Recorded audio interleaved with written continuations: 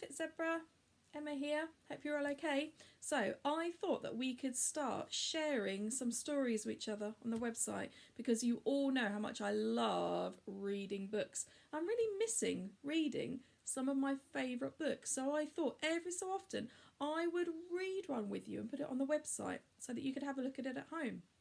You think so? Think it's a good idea? Maybe you could share some of your favourite stories with me, or you could tell me which ones you'd like me to read, which ones that you like at school.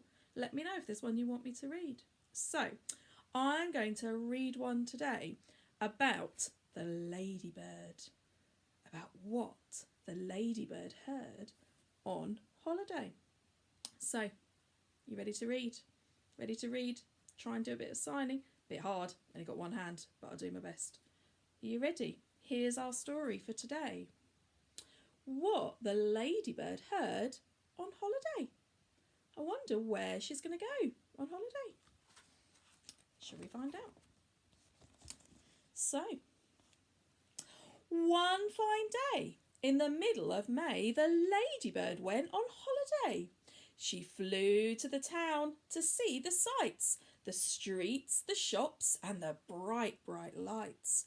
She saw the parks and the palace too. Then off she flew to visit the zoo. And the crocodile snapped, and the tiger growled. The lion roared, and the monkey howled. The elephant trumpeted, trump, trump, trump. Humph, said the camel with the great big hump. The hyena laughed, and the hummingbird whirred. But the ladybird said never a word.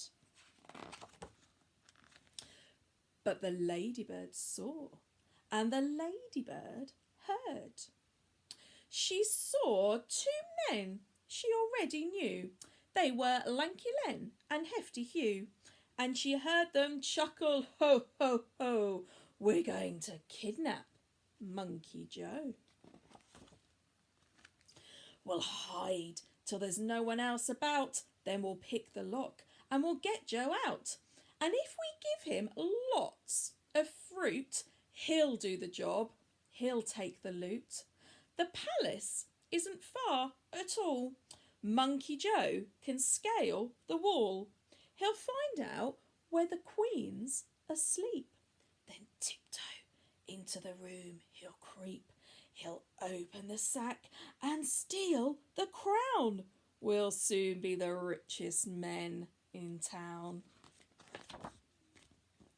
The little spotty ladybird told the animals what she'd heard, and the crocodile snapped, and the tiger growled, the lion roared, and the monkey howled. The elephant trumpeted, trump, trump, trump. Humph, said the camel with a great big hump. The hyena cried, and the hummingbird whirred. All of the animals, feathered and furred, said no, no, no, no, no, no. We can't let him kidnap Monkey Joe. But the ladybird had a good idea, and she whispered it into the monkey's ear. Then straight away the ladybird flew to the palace and had a word with the queen's two corgis, Willow and Holly, and one said gosh and the other said golly. And both the dogs agreed to do just what the ladybird told them to.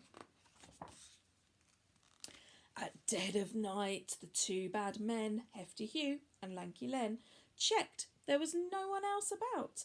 Then they picked the lock and got Joe out. They carried him off to the palace gate, gave him a sack, then lay in wait.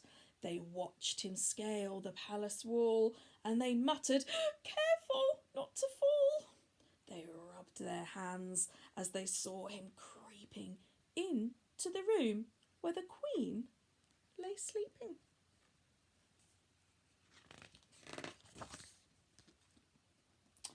Corgi Holly and Corgi Willow, who each lay one side of the queen's soft pillow, were wide awake, and they said to Joe, Come on, monkey, off we go.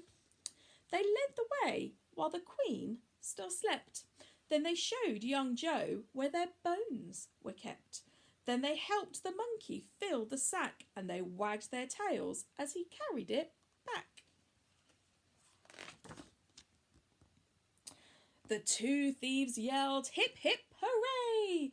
But now let's make our getaway."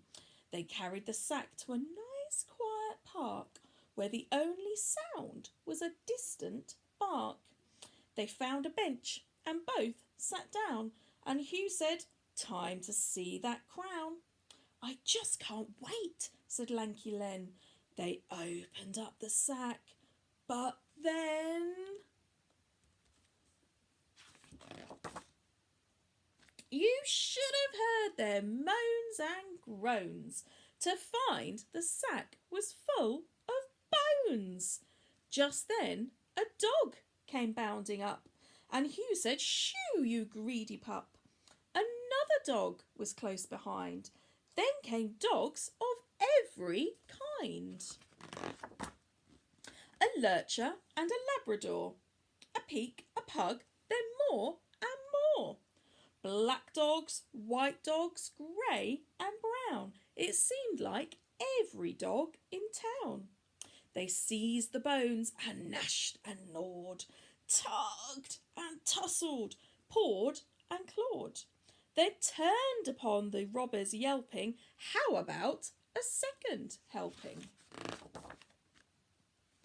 The thieves took off with leaps and bounds, chased by all the hungry hounds, while the monkey ran and the ladybird flew with never a stop till they reached the zoo. There we go.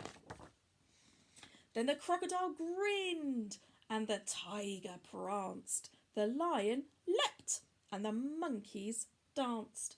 The elephant trumpeted, trump, trump, trump. "Hooray!" said the camel with the great big hump. The hyena laughed and the hummingbird whirred, but the ladybird said never a word. The end. Did you enjoy that story? I really like the ladybird stories. There's lots of different ones, so maybe next time I'll choose a different one. What do you think? Hope you enjoyed it. See you soon. Bye.